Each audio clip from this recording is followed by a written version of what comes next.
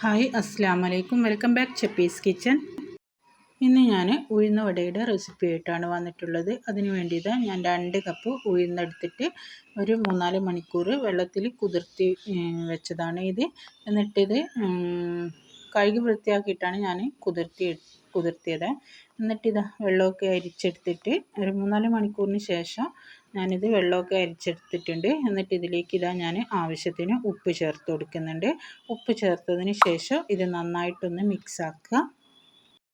എൻ്റെ വീഡിയോ കണ്ടുകൊണ്ടിരിക്കുന്ന സമയത്ത് നിങ്ങൾക്ക് ഇഷ്ടപ്പെടുകയാണെങ്കിൽ മറക്കാതെ തന്നെ ആ ലൈക്ക് ബട്ടൺ ഒന്ന് ക്ലിക്ക് ചെയ്യണം.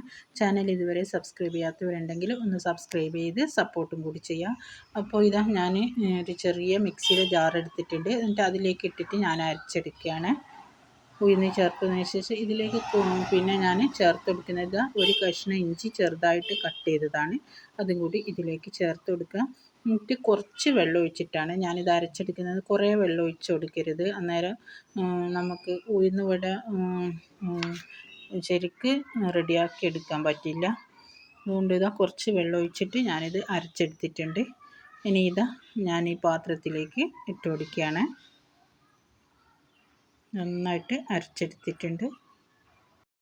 നമ്മൾ ഉഴുന്ന് അരക്കുമ്പോൾ അധികം ഫൈനായിട്ട് അരച്ചെടുക്കരുത്, കുറച്ച് തരിതരിപ്പോടെ അരച്ചെടുക്കുക. എന്നാൽ ഉഴുന്ന് വട നന്നായിട്ട് റെഡിയായിട്ട് കിട്ടും, നല്ല ക്രിസ്പി ആയിട്ടുണ്ടാവും. അപ്പോൾ ഇത് ബാക്കിയും കൂടി ഞാനിത് അരച്ചെടുത്തിട്ടുണ്ട്. ഇനി ഇത് നന്നായിട്ടൊന്ന് മിക്സ് ആക്കിയിട്ട് ഞാനൊരു 10 മിനിറ്റ് ഇത് അടച്ച് വെക്കുന്നുണ്ട്. എന്നിട്ടാണ് ഞാനിത് ഫ്രൈ ആക്കി എടുക്കുന്നത്. നന്നായിട്ട് തന്നെ ഇതൊന്ന് മിക്സ് ആക്കുക. ഇങ്ങനെ റെഡിയാക്കിയാൽ നല്ലോണം റെഡിയായിട്ട് കിട്ടും.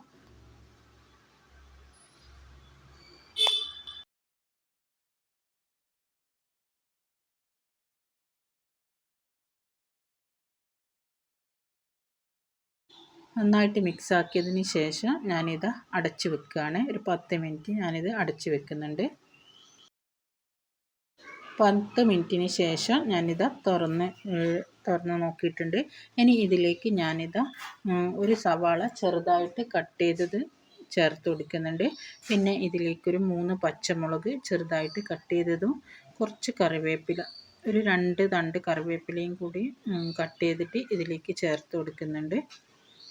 ഇതെല്ലാം കൂടി ചേർത്തതിന് ശേഷം നന്നായിട്ടൊന്ന് മിക്സ് ആക്കുക.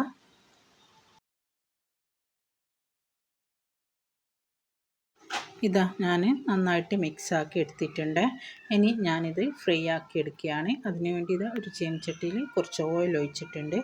ഓയിൽ ചൂടായതിന് ശേഷം നമ്മൾ കയ്യിൽ എണ്ണയല്ല വെള്ളം കയ്യിലാക്കിയിട്ട് നമ്മൾ ഉഴുന്ന് വട ഉരുട്ടുമ്പോൾ നന്നായിട്ട് റെഡിയായിട്ട് കിട്ടും. അപ്പോൾ ഇത് വെള്ളമാക്കിയിട്ട് ഞാനിത് നടുവിലൊരു ഹോൾസ് ആക്കിയിട്ട് ഇതിലേക്ക് ഇട്ട് കൊടുക്കുകയാണ്. വെള്ളം കയ്യിലാക്കിയിട്ട് റെഡിയാക്കുമ്പോൾ നന്നായിട്ട് ഉഴുന്ന് വട റെഡിയായിട്ട് കിട്ടും.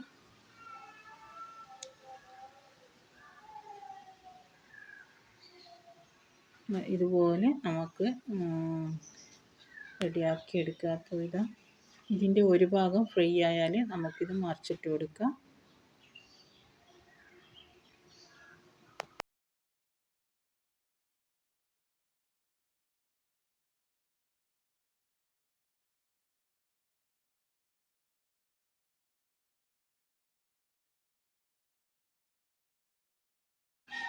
അപ്പോൾ എൻ്റെ ഉഴുന്ന് വട നന്നായിട്ട് ഫ്രൈ ആയിട്ട് കിട്ടിയിട്ടുണ്ട്, നന്നായിട്ട് റെഡി ആയിട്ടുണ്ട്. ഇനി ഇത് ഞാനൊരു പ്ലേറ്റിലേക്ക് മാറ്റാണ്. എന്നിട്ട് ബാക്കിയും കൂടി ഇതുപോലെ തന്നെ നമുക്ക് ഫ്രൈ ആക്കി എടുക്കാം. അപ്പോൾ ഞാൻ കുറച്ച് വേഗം റെഡിയാക്കി എടുത്തതാണ്. ബാക്കി കുറച്ചും കൂടി ഉണ്ട് ഇനി ഫ്രൈ ആക്കി എടുക്കാൻ. നല്ല ക്രിസ്പി ആയിട്ട് തന്നെ കിട്ടിയിട്ടുണ്ട്, നന്നായിട്ട് റെഡി ആയിട്ടുണ്ട്. ഞാനിത് വെള്ള ചട്നിയും പിന്നെ മറ്റ് ചുവന്ന ചട്നിയില്ലേ അതും കൂടിയാണ് റെഡിയാക്കി എടുത്തത്. ഇതും കൂടി കഴിക്കാൻ നല്ല ടേസ്റ്റാണ്. നല്ല റെഡിയായി വന്നിട്ടുണ്ട്, നല്ല ക്രിസ്പിയുണ്ട്.